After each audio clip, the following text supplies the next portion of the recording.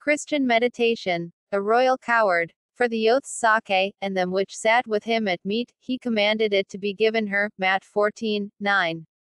Herod called himself a king, and yet see what a poor slave he was, what a craven coward.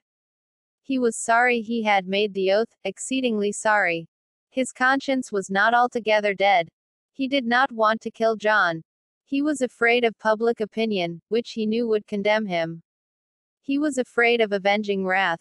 Then he hated himself for having been caught by Herodias in her plot to have her long-cherished revenge. Yet he was so much a slave that, although he claimed to be a king, he had not the courage to refuse such a request. True, he had made an oath, but no promise or oath is binding which requires one to sin. Of course, Herod did very wrong to make such a reckless oath, not knowing what his promise would involve. After he had made it, he was bound to keep it, at whatever cost to himself, provided nothing sinful was involved. If Herodias had asked for half his kingdom, he would have been bound to grant her request, but he was under no obligation to grant any desire which required him to commit sin. It was not the oath, however, that really influenced Herod.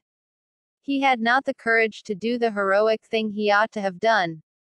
He was afraid of the ridicule of his guests, and he was so under the power of Herodias that he dared not refuse what she demanded. It was his weakness that wrecked him.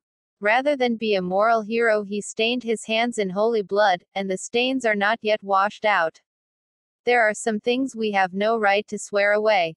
Things that are our own we are always to do with as we have sworn. According to the Scriptures, a good man, having sworn to his own hurt, changes not. But no oath binds any one to give away another man's life.